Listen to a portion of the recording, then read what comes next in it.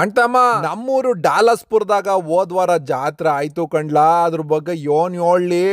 ನಮ್ಮ ಮಲ್ಗೆ ಕನ್ನಡ ಸಂಘದವ್ರು ಮಾಡಿದ್ದು ಕಣ್ಲಾ. ಒಸಿ ಜನವ 1500 ಜನ ಕಣ್ಲಾ.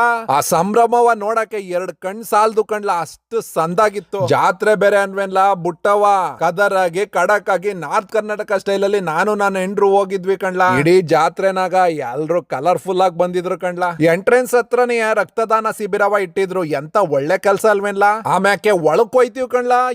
ಪವಿಲಿಯನ್ ನೋಡ್ಬೇಕು, ಅದು ಏನ್ಲಾ ಅದು ಬೋ ಸಂದಾಗಿತ್ತು. ಎಡಗಡೆ ನೋಡಿದ್ರ ಊಟ ತಿಂಡಿ ಸ್ಟಾಲ್ಗಳು, ಜನ ಮತ ಅಂತ ಮುಚ್ತಾವ್ರೆ ಕಣ್ಲಾ. ಎಲ್ಲಾ ತರ ಐತೆ.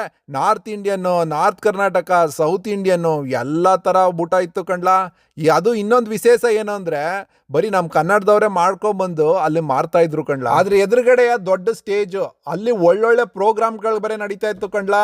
ಜನಕ್ಕೆ ಇನ್ನೇನ್ಲಾ ಬೇಕು, ಆ ಸ್ಟೆಪ್ ಮೇಲೆ ಕೂತ್ಕೊಂಡು ಊಟ ಮಾಡ್ಕೊಂಡು ಆ ಪ್ರೋಗ್ರಾಮ್ ನೋಡಕ್ ಇನ್ನೇನ್ ಬೇಕಲ್ಲ ನಿಂಗೆ. ಹೊಸಿ ತಡಿ ಯಾರು ಬಂದಿದ್ರು ಗೊತ್ತಾ? ನಮ್ಮ ಬೊಂಬಾಟ್ ಭೋಜನ ಸಿಹಿ ಕಹಿ ಚಂದ್ರು ಅವರು, ಶ್ರೀನಾಥ್ ವಸಿಷ್ಠ ಅವರು, ಸುಂದರ್ ಅವರು, ವೀಣಾ ಸುಂದರ್ ಅವರು ಒಂದ್ ನಾಟಕ ಕೂಡ ಮಾಡಿದ್ರು ಕಣ್ಲಾ.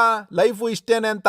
ಅದ್ಯಾತ್ಮ್ಯಾಕೆ ನಮ್ಮ ರ್ಯಾಪರ್ ಅವರಲ್ಲ ಆಲೋಕೆ ಅವ್ರದ್ದು ಮತ್ತೆ ಸಂಗೀತ ಅವ್ರದ್ದು ಕಾನ್ಸರ್ಟ್ ಇತ್ತು ಕಣ್ಲಾ. ಒಳ್ಳೊಳ್ಳೆ ಸಾಂಗ್ ಆಡಿದ್ರು, ಸಖತ್ತಾಗಿ ಕುಡ್ದಾಕಿದ್ವಿ.